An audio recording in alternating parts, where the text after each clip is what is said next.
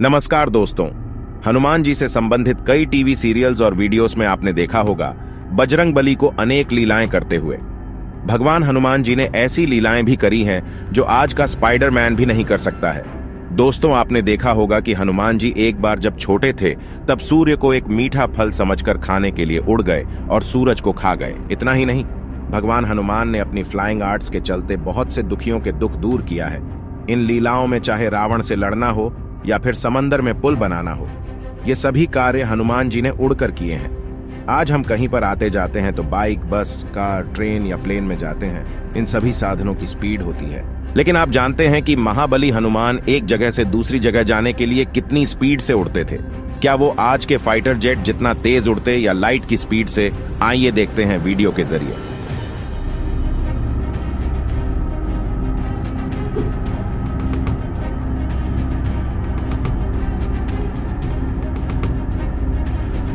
गजब है, गजब।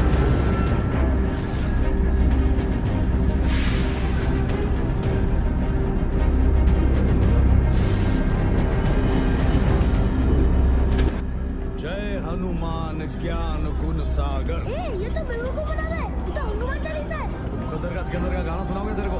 हम लोग को स्पाइडरमैन, बैटमैन और सुपरमैन का पावर चाहिए। अबे पॉकेट ट्रांजिस्टर, सुपरमैन, बैटमैन और स्पाइडरमैन का बाप मान कौन है? हनुमान।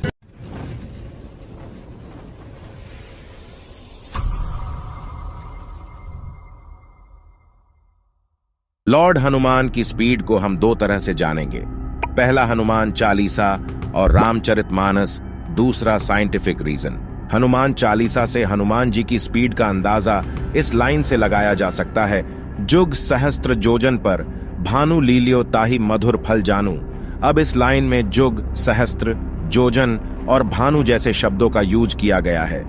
एक युग 12,000 वर्ष का होता है, सहस्त्र यानी 1,000 और एक योजन 8 मील का होता है और 1 मील 1.6 किलोमीटर का होता है। अब इन सभी को आपस में डिवाइड करने पर जो नंबर आता है वो है 14 करोड़ 60 लाख यानी 14.96 करोड़ किलोमीटर। ये है धरती से सूरज की दूरी। इस दूरी को भी हनुमान जी ने उड़कर तय किया और कुछ ही समय बाद पूरी दुनिया में अंधेरा कर दिया।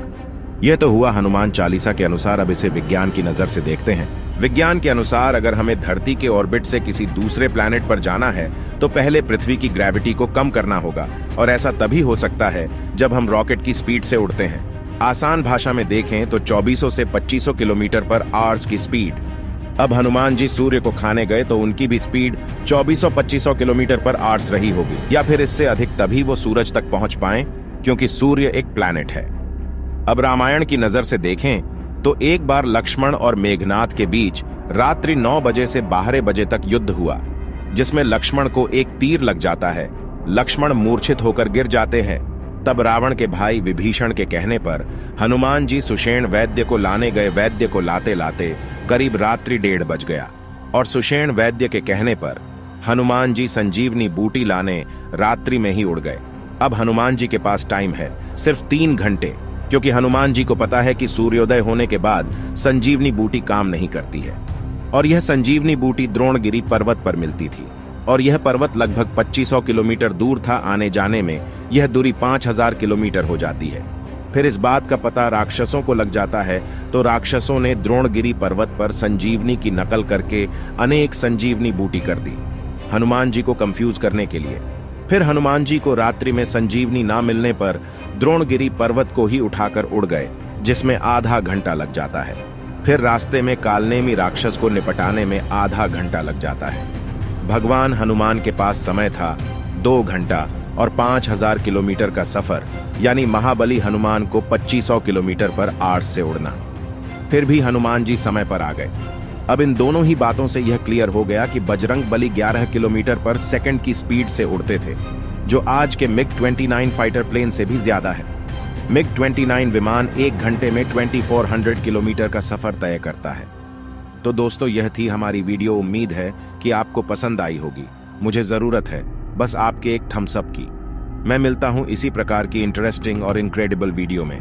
और हाँ, आप चैनल को सब्सक्राइब करके हमारे इस परिवार का एक हिस्सा जरूर बने और शेयर बटन दबाकर अपने दोस्तों को भी हिस्सा जरूर बनाएं।